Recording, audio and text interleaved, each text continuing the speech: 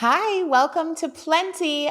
I've got a guest for you that I met pretty recently because a mutual friend brought her to one of my retreats. And I instantly knew this woman had the goods. The things she shared during the retreats, just in the off moments, some of the insights were just mic drop moments. And I knew I wanted to get to know her better. And I knew I wanted to learn from her. So Andrea Crowder is a speaker, a coach. She is a disruptor. She got pregnant as a teen when she was a stripper and a drug dealer, and she reinvented herself over time and went on to build a 7-figure network marketing business and now a 7-figure online business.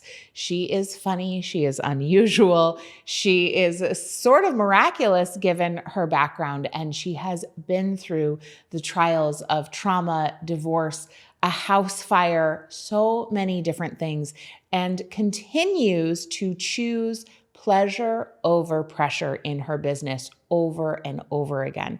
You're going to learn how that methodology, going where the life force is, going where the energy is, helped her triple her business and then double her business and continue to be on track to do so over and over again. She has an incredible roster of powerful women who call her their coach. She is funny, she is outrageous, and I can't wait for you to learn from Andrea Crowder. Enjoy.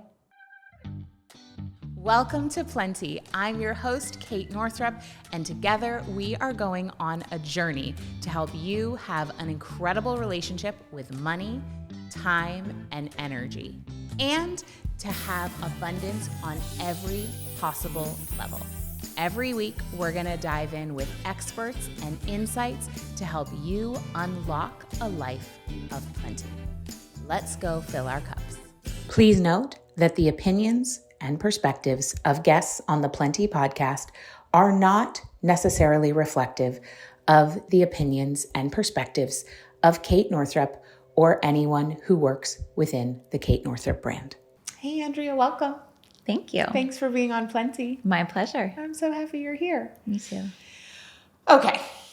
So before we started recording, you were talking about starting 2024 with all of you here. Mm-hmm. And I only know parts of your story, but the part that I know is that you started out on a pretty different trajectory than one might expect looking at your life and what you've created with your business now. So can you bring me back to what was going on for you when you were coming of age, mm-hmm. Around that like 18 to 22 window. Mm-hmm. And it seemed like there was like a particular like wake up moment that happened for you. Yes. Are you telling that story? Pregnancy will do that to you. Yes. So I was a teen mom. I was a stripper when I got pregnant. I was also selling drugs, and I was a desperate girl looking for a sensation of power. And I was finding that through what I would call like fucking my soul away for a false sense of power. And it was definitely taking like small pieces of my soul every single day. And I always say it was like my son was in soul form and he's like, tag me in, bro. Like she's going down. I got to go in for her, because I had a moment where I probably should have overdosed and died. There was a night where I was hanging out with some friends, and we were all doing cocaine, ecstasy, and I was out of drugs. I wanted more. And a guy was sitting across from me at the table, and he goes, yeah, my homie just got out of jail for killing that guy like 5 years ago. And I was just like, 5 years ago? And I was like, yeah, what's his name? And he said his name, and I was like, that guy's not dead, and that guy's my dad. So I didn't know that I was hanging out with any of the guys. So my stepdad was shot when I was 14 in a gang initiation. Almost died. The bullet was like the width of 5 playing cards away from his heart. So he looks at me. He's feeling really bad at this point, and he just slowly slides a tray of cocaine across the table. And he's like, take as much as you want. And I did so much cocaine that night that I couldn't even speak English anymore. I don't know how I woke up after that. And then it was only a couple of weeks later that I got pregnant. So that was my son, like, y'all, she's for sure going down. If I had stayed on that road, I would have either overdosed. I would have became a hardcore addict. There would have been like nothing left of me. But I was the little kid who had big hopes and dreams. I wanted to be Lisa Turtle from Saved by the Bell and be a fashion designer. Yes. When I was little. My parents hosted an intervention with me and my brother trying to get us to like get out of this life. And my dad put art school on the table, and my dad couldn't afford this. I grew up poor as fuck. We didn't even have connections for running water, let alone running water during seasons of my life. And he was like, I'll do whatever it takes. We'll get you into art school. And I turned it down. It was one of the biggest mistakes of my life. And of course, I regret nothing. The life that I live today is very charming, whimsical, magical, all the things. And I'm so grateful for all of it. But damn, if there were one thing where I'm like, could I still be here today and have had that? I would have absolutely chosen that. Okay, so you get pregnant. Tell me what happened then. Like, what were you feeling? Did you take it as a wake-up call at that moment? What did you do? I definitely took it as a wake-up call. I called my mom and I was like, I've got to come home. So she had already moved to Vegas. I was living in Washington State at the time. And I was like, I've got to get out of here. All of my friends are drug dealers and strippers. There's no way that I can bring a baby up in this environment. And the guy who got me pregnant had also gotten another girl pregnant 2 weeks before me. So we all found out within a 2-week period of each other. And he went back to her. So now I am a single mom. He had me pack up all my things, put them in a black trash bag, drop me off at the mall, and I had to call my friend's mom and come get me off the road. And from that point, I was like, okay, I gotta call my mom, which was like a very humbling, hard experience. And I was like, I'm going to move to Vegas. I got a job making $5.75 an hour working at the Limited 2 folding t-shirts so that I could save money for diapers, taking the bus to work in the Vegas heat, like just figuring out how I was going to make life work with a small little human on the way. My grandpa on my mom's side was basically really encouraging me to abort the baby, and I just couldn't do it. And I ended up rekindling things with an old boyfriend at the time who later became my husband and had a pretty remarkable 20-year relationship. Wow. Yeah. So, I mean, don't cry for me. It all worked out in the end. But it's like a bumpy beginning. It's been bumpy all the way for sure. Yeah. But like, I guess I just have the half glass full personality. That's my demeanor. But it was the scariest that I've probably ever felt in my entire life, thinking about a small human depending on me. I cried in the hospital after I gave birth because I'm like, how am I going to keep paying for diapers? Yeah. It was scary. So much responsibility. Right. Financially, emotionally, physically. Yeah. Even if you have resources. And Right. I can only imagine if you don't. Mm-hmm. At what point, how old was your son? Or I know you have 3 kids, right? 2. Yep. How old was your son or your son and your daughter when you started your entrepreneurial path, and what happened between folding t-shirts at the Limited to starting your first business? So when my ex-husband and I got married, I moved to the UK where he was stationed in the military. So I had a little bit of time where I got to be a stay-at-home mom, and that was amazing. And then when we moved back to the States, the cost of living was so high in Washington, D.C. that we couldn't afford for me to not work. So I ended up getting a job as a front office assistant. And then I worked my way up into that company into the executive assistant position. And I started growing my business from there, which is actually where I learned of You. Really? Yes. That's so funny. I took B school and I was like, wait, who's this Kate person that Maria always talks about? And I was just telling someone on the way here, I'm like, it was so crazy because I would like look at your website and I'm like, okay, she puts an email grab here and she tells her story here. And I would just draw out the template of my website of like, here's where I would structure everything because if it works for Kate, it's going to work for me. So funny. I love that. Life is funny, isn't it? It is so funny. So you worked up to be an executive assistant and you took B school. Was B school your first business training? And how did you find Marie? So I can't remember where I found her. I'm sure it was floating around the community of the network marketing company that I was in. Okay. Yeah. So I would just watch her videos while I was at work drinking my coffee in the morning. And I'm like, I always just felt so good listening to her stuff. And I'm sure there's still a video somewhere on the internet. Please don't go dig it up. Of like me trying to win a scholarship. So I did not win the scholarship. And I invested whatever it was at the time, a couple grand or something. Yeah. And that was the biggest investment I've ever made into anything in my entire life. So that was my very first training. I'm maybe the only person that's ever done every module in B school. I was incredible. Like, I'm going to get every dollar out of that program. Yeah. And then did you start, so you were doing network marketing at that time. And then did you actually start an online business like as a coach from doing B school or Nope. No, you didn't. I did not want to be a network marketer, but I liked the way that it was set up and that I didn't have to create the products. Yeah. I could find products I really, really genuinely believed in. And it was a community for me. Like the network marketing community, for the most part, is a really exceptional place to figure out. I always say it's like a business in a box. Totally. And you can just like open it, grab all the pieces and put it together. And if you can find your way in it, it can be a really great business. And I made my very first 7 figures through network marketing, but I wanted to have my own brand and I wanted someone to be like, what'd she do? Yes. Right. And so do you know I also got my start in network marketing? I do now, but I did not then. So you were doing a great job.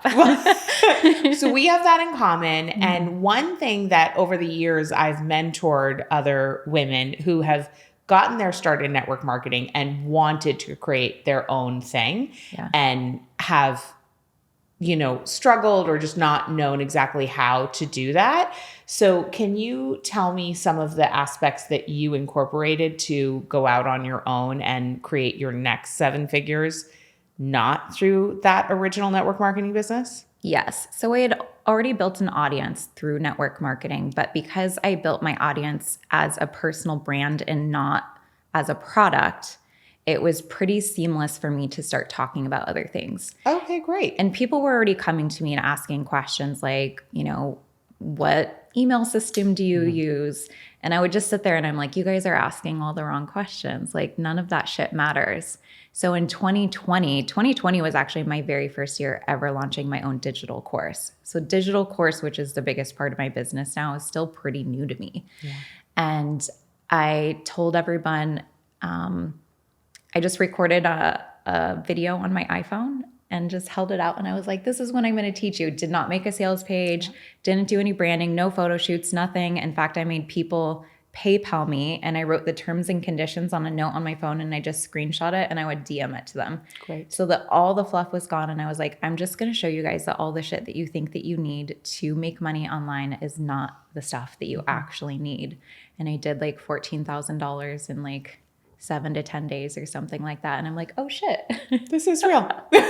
Digital courses are where it's at. Yeah. And at that time you had your social media following and had you been building an email list also? Did you promote it through both or only social media? I only really started consistently building my email list like 2 years ago. Okay, awesome. I love it. Okay. I'm hardcore at it now though. Awesome. Amazing. I love that. Okay. So that's so fascinating. So you knew that you had information that people needed. Yeah. You knew that they were asking the wrong questions. Right. And so you boiled it down to the minimum pieces that you needed to get that information in front of them. So let's list what those pieces were. clarity on exactly the transformation that I was providing them. Great. And who it was for. Great. And then That a way was to it. pay you. And a way to pay me, yeah. Right. Okay. Amazing. Yeah. So, okay. If you're listening, which you are, because you're hearing me right now, I want you to listen harder.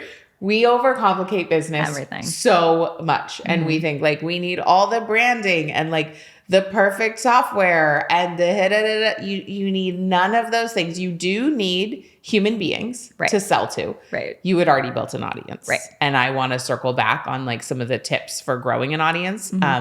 So you had that. You already had been in conversation with them over the years, right? Right. So you knew you were interacting, so you knew what they needed. Yep. But you didn't give them what they were asking for. Right. How did you know to offer something that was different than what they were asking for? Because I was annoyed by the question. Perfect. You're like, stop asking me that. Yeah. Okay. And I was annoyed for them, right? Because I knew what it felt like to feel distracted. And I didn't have a big audience. In fact, I sold all of it on Instagram stories. And I want to say I had like 300 average views a day at the time. And it, like nothing impressive by any means. But the thing that I feel has been really consistent with me is that I am such a hardcore community person. And I always have been. So even if I have 300 people there, they all know me and I know them.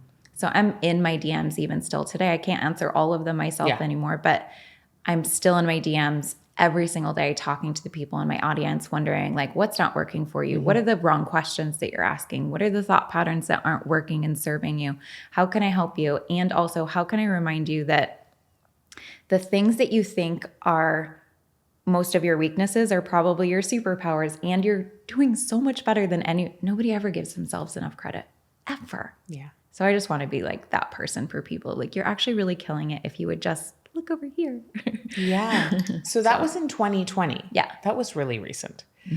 Okay. And over time, what are some of the things that people think they need to be doing that you just don't do in your business? Because you strike me as somebody who's like, yeah, just because you say that does not mean I'm going to do it. And you seem to have really mastered the way to maximize your energy and maximize the result without wasting a lot of time and energy on shit that doesn't matter. Yeah, I have ADHD, and so I'm all about the hyperfocus, and I want my reward right now. So I'm constantly looking for like, what's the thing that I feel most alive around? Where's my energy? What do I really, really want to do? And I look at every action I take is something that's stacking towards an intention in my business. So that might be a facial, and then I get an amazing idea when I'm in a facial, or I'm just more relaxed and then I get home and I'm more excited to write the sales page or something like that. But my work to-do list looks like nobody else's, because it might include me sitting down and reading a book or calling a friend or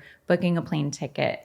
Most of my work tasks don't actually look like I'm really working, but I really believe that in order to build the online business, we have to get offline so that we actually have a great story to tell. So I think the majority of my to-do list for work is go create stories, like really, really, really live my life, because then I have an interesting story to tell that will inspire people.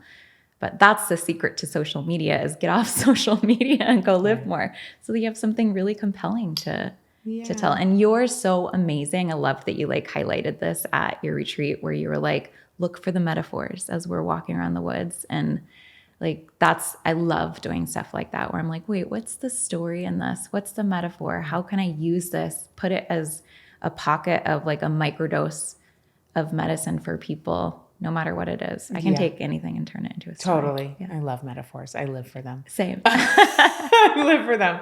So you have this hat that, I mean, I know it's a whole it's a whole like brand value or brand essence, really. Yeah. But I noticed it when we were standing in the kitchen at the retreat that says, not a penny from pressure, only from pleasure. Yep.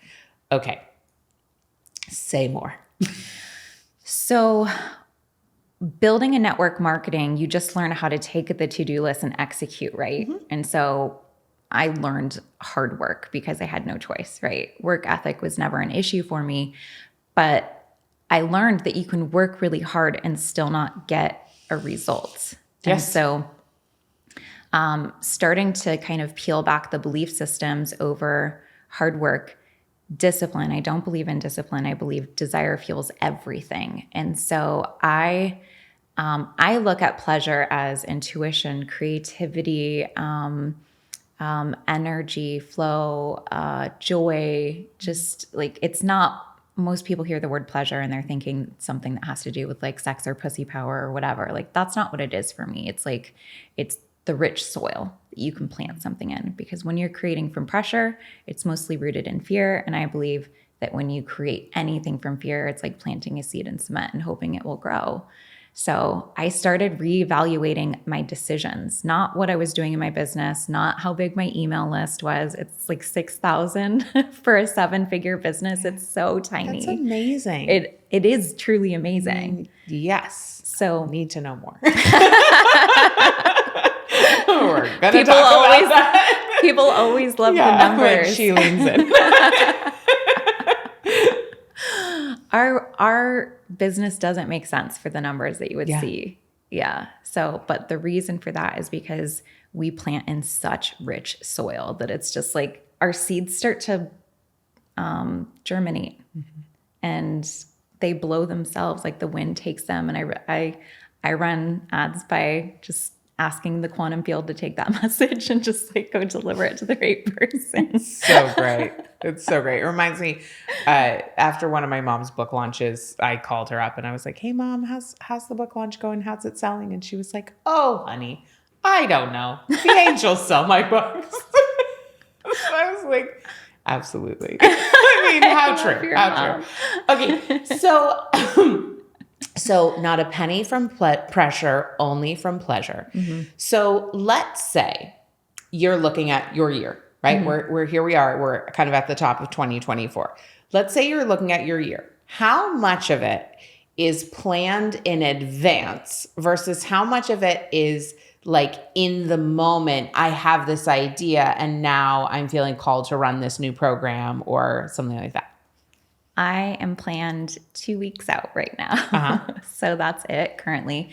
Do I have an awareness over certain things? Like we're putting together systems and strategies to keep growing the email list. I have team members who are working on putting new systems into place, like perfecting mini chat a little bit more. So there's strategy that's going to help do things. But when it comes to like a promotional calendar, we don't have one. I know that there are certain programs that I'm going to launch multiple times a year. I don't know exactly when they are. I really, really do trust the pleasure over pressure. What that looks like really, really tangibly for people is I place my attention at the end of having done it.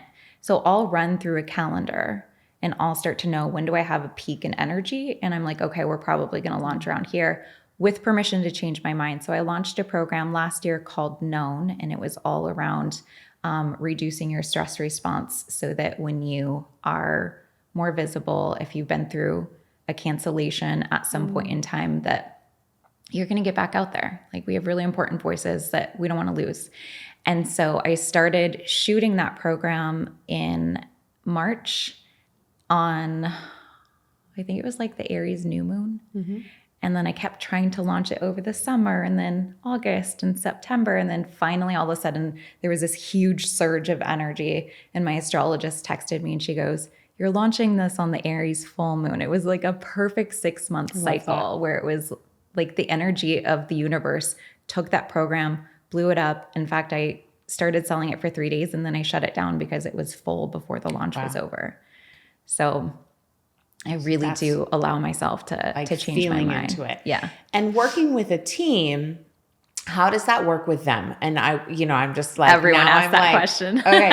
Because if I were to do that, and I used to run my business more similar to that, and it kind of fried my team. So I'm curious how you do that in a way that I'm assuming doesn't fry them, or maybe you've just hired people who are like ready for that kind of energy.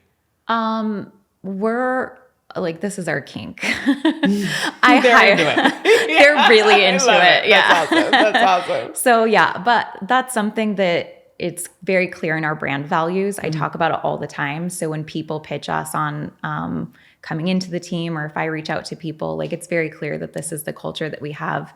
And I do a lot where I'm like, okay, is this too much for this date? And if it is, and I still want to launch on that date, or I still have something date specific that feels correct, I'll pare back the strategy and I'll just say, like, I'm going to do it this way, and I don't need this from you, and I don't need this from you. So we just let the simplicity that we started with, we still use on the regular basis. We will not let a complex launch strategy stop us from launching. So I just do That's great. Do more with less. Yeah. No, so good.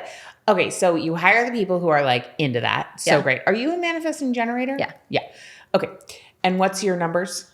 Your 5-1. 5-1. Okay, I don't know what that means, but I'm here to trigger people. Oh, perfect. Amazing. I love that. And then, so you're running a 7-figure business with 6,000 people on your email list and social. You started growing your email list 2 years ago. What is your offering suite? It seems like it changes quite a bit, or is that not right? Yeah. Yep. It does. Offering suite looks like anything from, I do a lot around emotional regulation. I know you and I share that love and obsession. So I niche that based off of what people might need. So known was all around like increasing visibility, social media, removing the stingers from cancel culture, stuff like that. Regulate is more of a coconut oil program that a stay-at-home mom, or like a coconut oil program. That's so good. We love our sexual metaphors also. I love that coconut oil is a sexual metaphor. It's also a health food. It's everything. Also great for your teeth. There's so many things. Exactly. Yeah. It's like the panacea at our house. Like if my girls like come to me with some sort of ailment, I just sort of like rub coconut oil on it with like a little essential oil. And I'm like, that's going to make you feel better. You're better. And, based on the placebo effect, it 9 times out of 10 does. Yeah. Okay. Yes. So Regulate is the coconut oil product. It's like good for everything. Good for everything. Stay-at-home mom, nurse, doesn't matter, entrepreneur. It just dials down stress response in really common areas. We have one specifically niched for money. And then I have lots of other little niche programs. I don't teach so much on sales and marketing anymore. I used to love doing that. Okay. I just launched something today called Alive Sales Pages, and it's more about bringing in like the feminine and creativity into something that most people are treating very masculine. So this is the first time I'm teaching on sales in a really long time, and I swore I wouldn't ever again. And I'm like, why do I keep saying never? But it felt alive for you. It was so alive. And so you're doing it. And so I'm doing it. Yeah. Never say never. Never say never. When you do your programs, are they sometimes live? Are they sometimes pre-recorded? What does the kind of production look like and the logistics of delivering them? 2023 was the year that I taught most of my stuff through a pre-recorded private podcast feed. And it was the best because I just got to sit in my office in my PJs, put my podcast mic on with a cup of coffee or a glass of wine any time of the day. And I would record whenever the inspiration was hitting. And so that worked really well for me. I pumped out a lot of programs that just felt so alive and just rich. So, and people really love that. I would say if there's one masculine strategy that I have employed, I'm like, somebody let me invest in this company because I talk about them so much. But it is the private podcast feeds. It's the best. It's the best. Yeah. Like my audience loves it so much because they don't lose their spot. Yeah. They don't have to log in. Like, and people are telling me, look, I've gone through this program 3 times now, whereas before they forgot to log in and use the offer at all. Yeah. So yeah. I love that. That's so great. And then you also do work with people one-on-one. No? I usually take 3 to 4 one-on-one clients at a time. Okay. Yeah. So not very many bit, people, but like a tiny bit. Yeah. What do you love about working in that high level of a way with people? I'm so programmed for connection, which is why I'll never get out of my DMs. I love talking to my community, my people, and like I stay so inspired. My clients are teaching me just as much when I'm on a coaching call with them because they're brilliant in their own areas, right? And so I'm just so inspired by the people that I get to work with. I cannot believe like the roster of humans that pay me money. It's like that's awesome. Unreal. I don't know how I got here, but Thank you. Yeah, it's so beautiful. Okay, Yeah. I know for you, one of the big turning points was when you discovered RRT. Can you talk about how you found it and what's been so impactful for you? So 2020 and 2021 were the hardest years of my entire life. I was supporting my ex who had really extreme PTSD from his military career. And every day he was waking up having daymares during the day and nightmares at night. And I really could only work on my business for like 2 hours a day. And he went into 2 months of trauma therapy, like inpatient treatment center. One of the best. It's called the Guest House. If anybody's looking, I always like to just give them a shout out. They're remarkable. And when he left for his inpatient, I was like, oh my God, I'm going to have so much time back, 2 months to take care of me and to work on business. And I was launching a physical product company at the same exact time. And all of a sudden I just started crashing, not feeling like I had to hold a 180-pound man up anymore. I realized how much weight I had been holding for so long. And when I checked him out of his 2-month treatment, we were driving back home. It's just 3 hours north of here. And he just looks at me and he goes, you okay? And I just looked at him and I'm driving and I was like, I'm not okay. I'm not okay. I'm not okay. I was like hanging on by a thread. In my whole life, like I had trained, like my abusive background from certain areas of my life. Like I felt like I kind of had trained to be a support system for him the majority of my life, but it broke me. Yeah. I never felt so weak. I like didn't know up from down anymore. Like my reality felt so fragmented. And so I was asking him about the different modalities that he was using that were really, really helpful to him because we had tried everything, like hired every healer. He was considering doing, plant medicine and all the different things. And so he had done something called ART. And so we were looking for a facilitator here that could do that. The facilitator that we found is trained in lots of different modalities, and he didn't actually use that on me when I went in.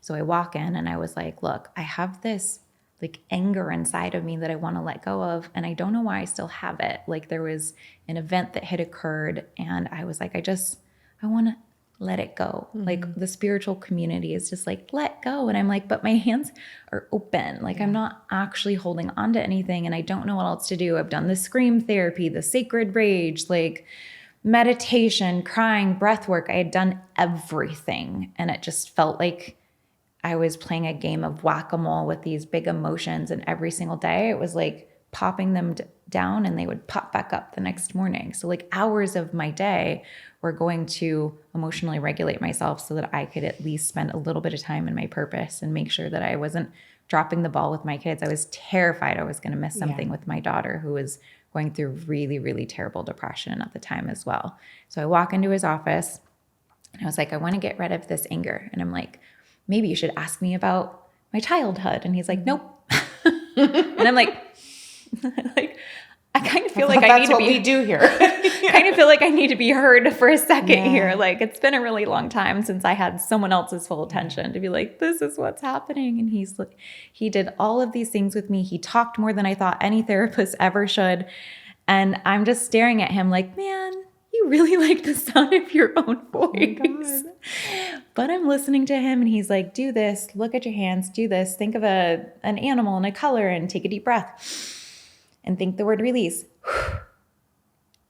and check for the anger. And I was like scanning my body. When I walked into that office, I could have popped that anger up in a second.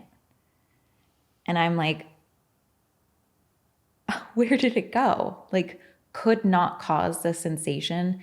If I always say, if Ed McMahon had walked in to the office and like, feel that one more time, I'll give you $1 million check. And I would be like, Ed, bro, take the check home. I can't.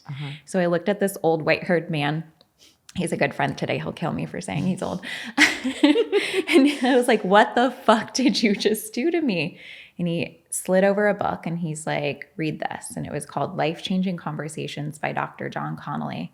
And the interesting thing about this book is it's just transcripts from different patients where you're just reading the problems that they walk in with, what he says to them. And then there's a little column in the right side that says, this is why this works. And I became so fascinated with comparing and understanding. And it was like reading truth for the first time in my whole life. And my brain was just exploding. But the other curious thing that happened was as I was reading other people's stories, if I had similar things in common, I was getting healed too. Just by reading it. Just by reading the book. And I became fascinated. So I signed up for the training. I got on my very first call and I'm listening to this brilliant man speak, and he's kind of a slow talker. And I'm like, oh God, what did I get myself into? 75 at the time. And I'm like, I'm never going to make it through a 60-hour course. Yeah.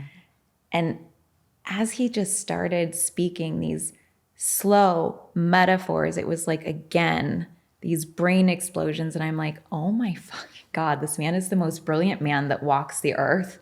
And I'm going to make him my best friend. I'm going to put him in my pocket and I'm going to take him everywhere I go. And now he lives like an hour north of me. I had no idea he's my best friend. I just had dinner with him on Sunday. Amazing. Yeah. Wow. So this is rapid release therapy. Rapid resolution therapy. Rapid resolution therapy. Yeah. Thank you. What is actually happening on a scientific level with this process?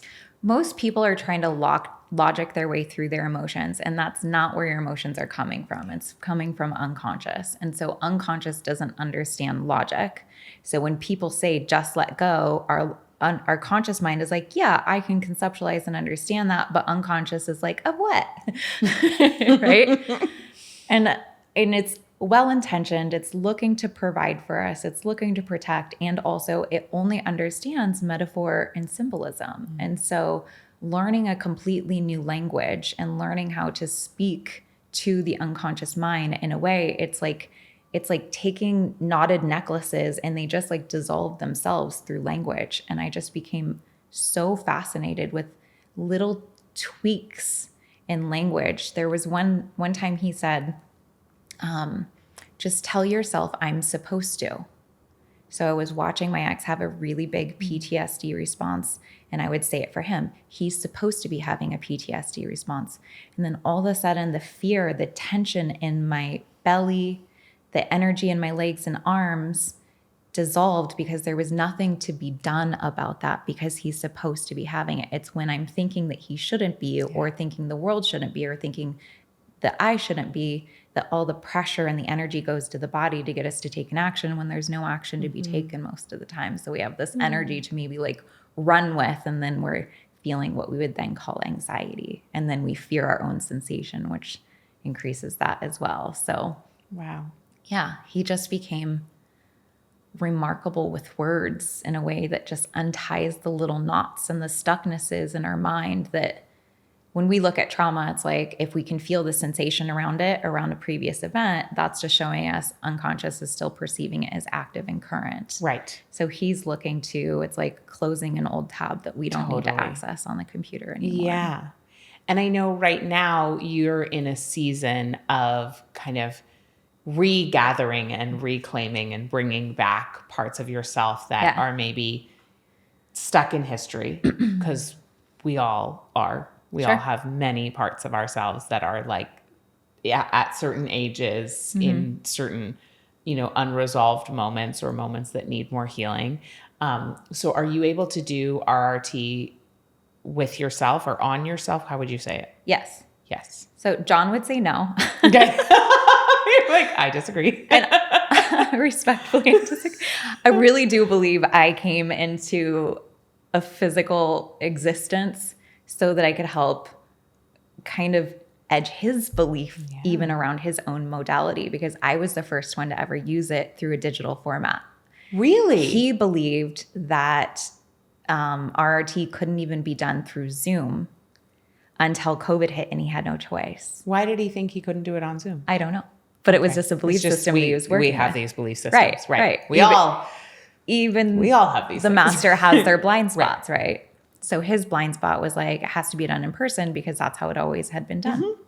He was busy edging like the modality in different ways, right? And then COVID hit, he had no choice. And then he's like, holy shit, this works great on Zoom. Right. And then I came along and I'm like, what if I just did this through a digital program? And then he's still not sure. And I'm like, I have hundreds of getting results. Exactly. Point, and so you're able to do it in a digital program, not even in real time with the person. You're in a transmission that is maybe being delivered on a private podcast through a program. Yeah. And that transmission is being received and people are able to receive that healing on their own time.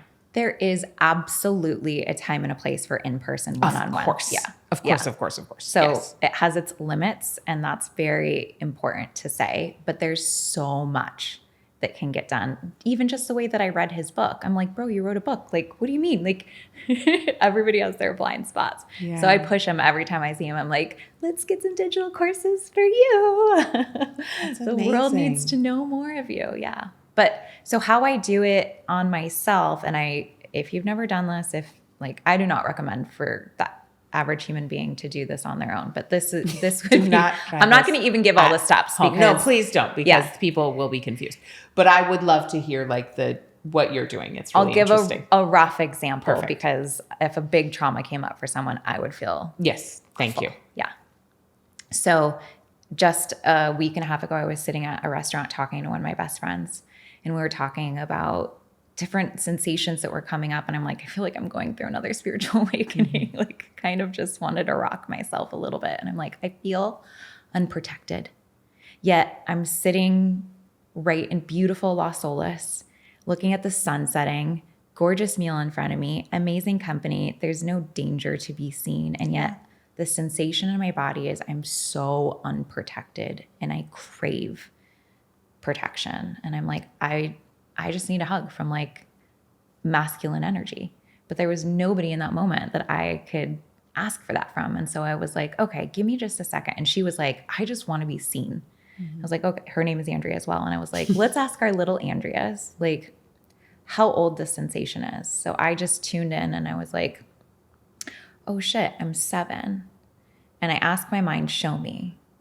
And so the memory that was connected was an event that happened when I was 7 with my brother. We were at the park, and these boys rolled up on their bicycles and they started launching rocks at us.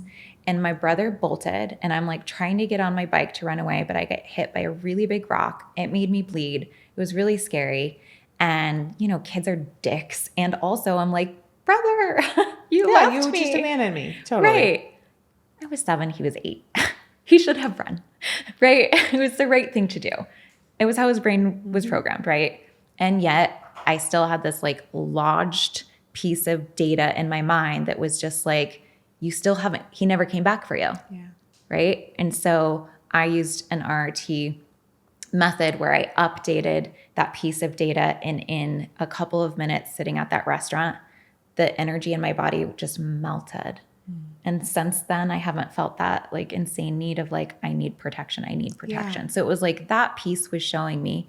And I took that 7-year-old and I brought her back to me.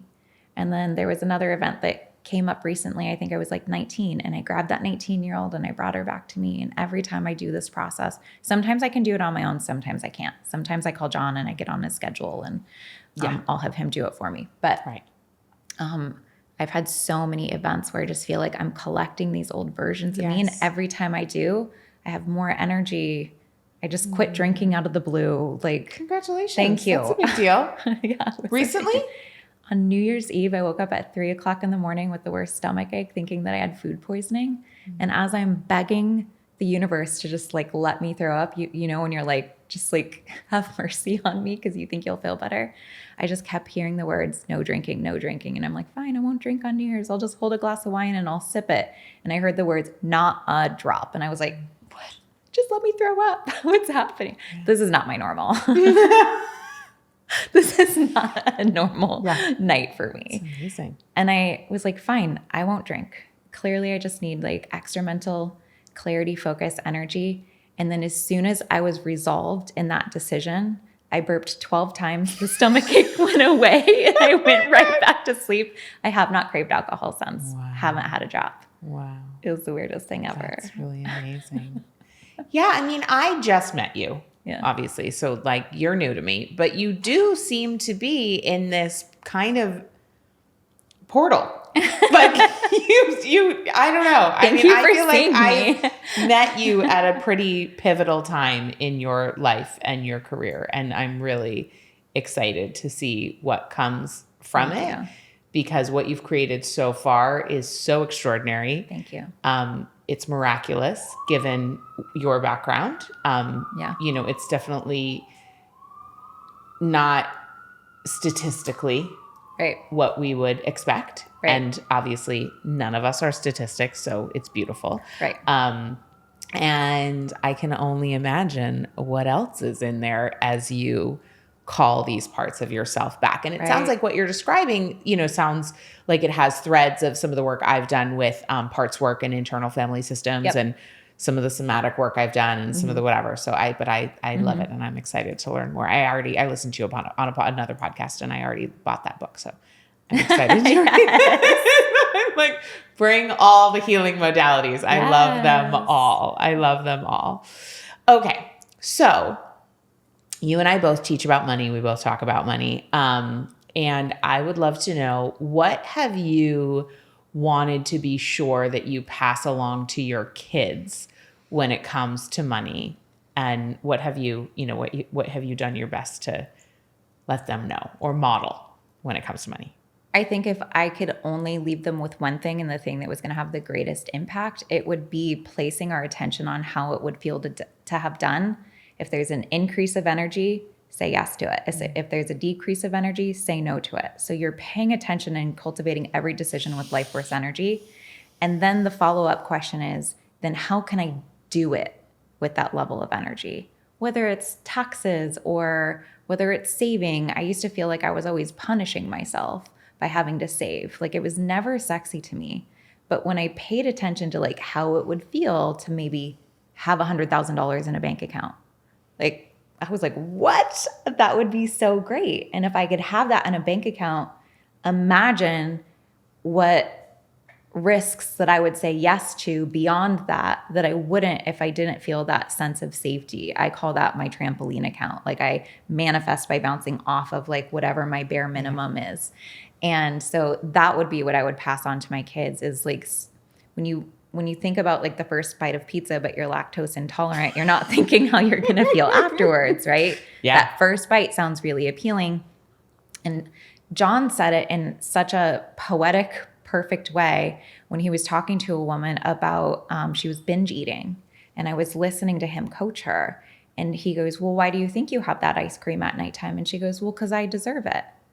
And he goes, no, you don't. Really harshly. And I was like, oh my God, what's he going to say next?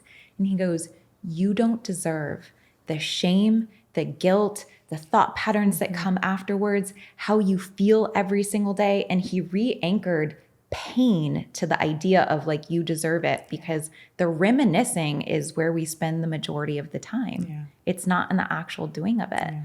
And it was so perfect and poignant for me to see the way he anchored her attention right there on, you do not deserve the after effects of the pain that will come with that decision. And now all of a sudden I didn't feel pain around making decisions that would be good to have done anymore. It was like, I was so happy to put money in savings accounts. I was so happy to make riskier investments or to say no to certain things. And it was the best example that I've applied into every decision that I make now, specifically with money. It's so good because it mitigates the thing we do around immediate gratification versus delayed gratification. Mm-hmm. It's like you get to have the immediate gratification from the delayed gratification. So I love that so much. Okay, now if you were to go back in time and you were to deliver a message, a piece of wisdom about money to 19-year-old Andrea, what would you want her to know? I mean, that for sure. Mm-hmm.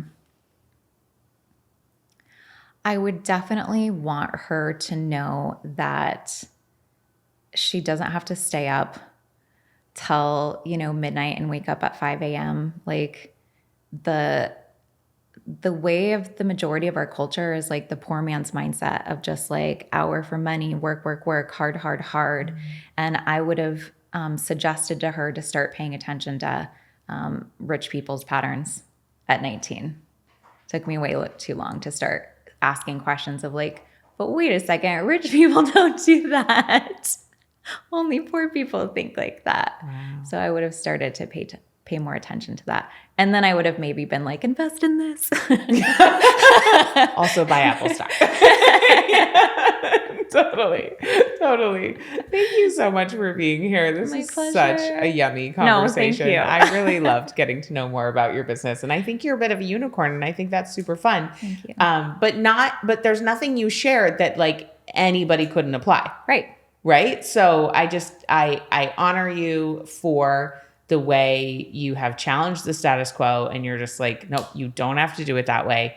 It works like this for me. And like, what if it could be different than what we've all been taught? Mm-hmm. What if it could be faster, easier, more pleasurable, whatever. Mm-hmm. So beautiful. Thank you. If people want to connect, where should they go? Love_Andrea Crowder on Instagram. Like I said, I'm all up in my DMs. I love that.